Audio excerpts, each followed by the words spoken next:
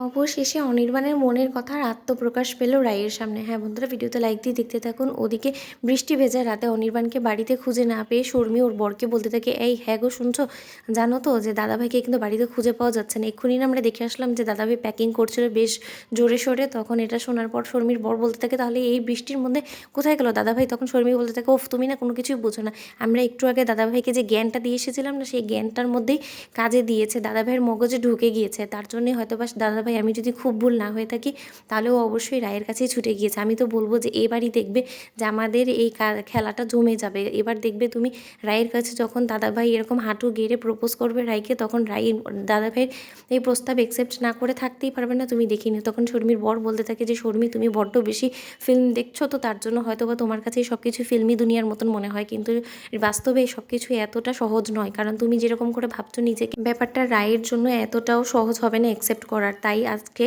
আসা অবধি দাদাভাইয়ের আমাদেরকে ওয়েট করতে হবে যে আসলে রেজাল্টটা কী বের হয়, তারপরে আমরা কোনোরকম কোনো কিছুতে নিশ্চিত হতে পারবো।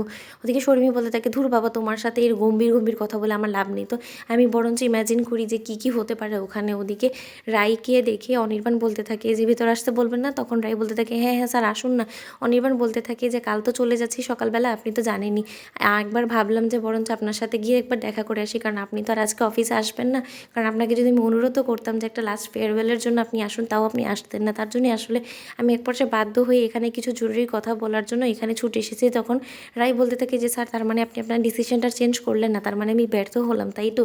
তখন অনির্বাণ বলতে থাকে যে, আমিও তো ব্যর্থ হয়েছি, যে আমি আপনাকে বোঝাতে পারলাম না যে আসলে এই অফিসের আপনাকে কতটা দরকার। তখন রায় বলতে থাকে যে, স্যার ওই সব কথা বাদ দেন, এখন ওগুলা অতীত হয়ে গিয়েছে আমার জন্য। তখন অনির্বাণ বলতে থাকে যে, তাহলে বর্তমানের কথাটাই বলি, আমি এখানে কেন ছুটে এসেছি সেটা জিজ্ঞেস করবেন না। ওদিকে রায়ের হাতে মোমবাতিটা রায়ের হাতে পড়তে নেয়, ঠিক তখনই অনির্বাণ রায়ের হাত ধরে ফেলে আর এক দৃষ্টিতে দুজন দুজনের দিকে তাকিয়ে থাকে। ওদিকে অনির্বাণ বলতে থাকে যে, রাই এরকম করে আমি চিরজীবন আপনার দিকে তাকিয়ে থাকতে চাই, এরকম করে কি আমরা গোটা জীবনটা কাটিয়ে দিতে পারি না একে অপরের হাত ধরে?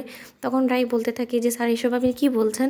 তখন রাই বলে যে, আচ্ছা স্যার একটা কাজ করি, আপনি বরঞ্চ একটু বসুন, একটু ফ্রেশ হয়ে নিন, তারপরে আমরা বরঞ্চ কথা বলি। ওদিকে অনির্বাণ বলতে থাকে যে, না ফ্রেশ হওয়ার সময় আমার কাছে নেই, যতটা ভিজেছি তাতে আমার কাজ চলে যাবে, সেরকম কোনো সমস্যা না। কিন্তু রাই, আমি যদি আজকে আমার মনের কথাটা আপনার কাছে না প্রকাশ করি, তাহলে হয়তো বা আমি কালকে শহর ছেড়ে চলে গিয়েও কোনো মতে শান্তি পাবো না।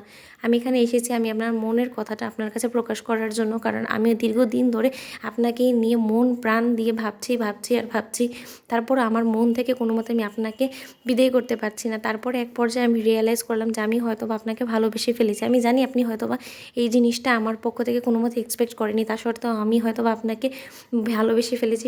ভালোবাসার উপরে তো কারো হাত থাকে না। আমাকে আপনি প্লিজ ক্ষমা করে দেবেন। তো বন্ধুরা, ভিডিওটি ভালো থাকলে লাইক এবং শেয়ার করে সাবস্ক্রাইব করুন।